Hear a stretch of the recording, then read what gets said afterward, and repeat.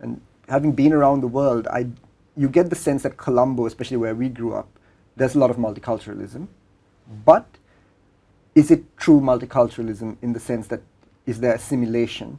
Or do you find that there's a certain amount of ghettoization in Sri Lanka, but you walk out in any of the major neighborhoods, business centers, city centers, you have a temple, a mosque down the road, church in the opposite direction.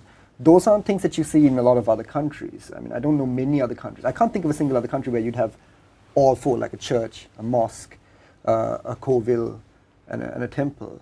So I suppose one of the things that if someone asked me, are you proud to be Sri Lankan, what does that mean? This is one of the things I would say. But at the same time, do you see that there's a real assimilation between building some sort of a Sri Lankan consciousness within our people, or do you think that's past gone now with the war and all of these, with the Easter attacks and that? So if you ask people what you are, or even on any sort of government document, you can't really list Sri Lankan. Like, it's not sort of a category which has been coherently defined, I think. Okay. And it's not one you can use either, right? Like, if someone asks Jatiya, like, the answer isn't Sri Lankan. I think historically, if you look at our elites, right, like, the kings would happily bring down Tamil wives or Telugu wives, or they would be Telugu sometimes. Yes. And among the elites, there was always this thing that, like, we're the ruling elites, and that ties us together.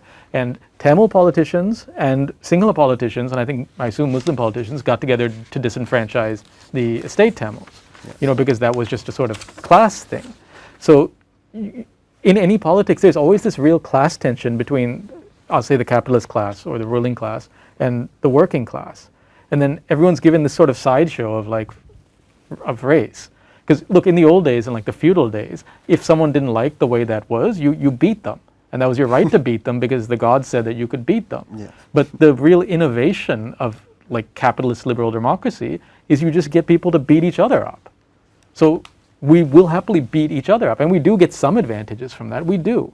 Like, when you get look, if even the Muslim parties, the Tamil parties, they get stuff for their people. You get advantages. Like, that identity gets you advantages. But the fact is, we're fundamentally fighting over scraps. We're not industrializing our country, and we could have an identity, but that identity has to mean something. It has to put some food on the table. Right. So nobody's come up and developed that. So I mean, look, communism is one way to develop that identity. In communist countries, they're just like, they talk openly about a class struggle. Or on the other side, you can get like Lee Kuan Yew, where he's like, no, like, you guys stop fighting, we have to, like, make money.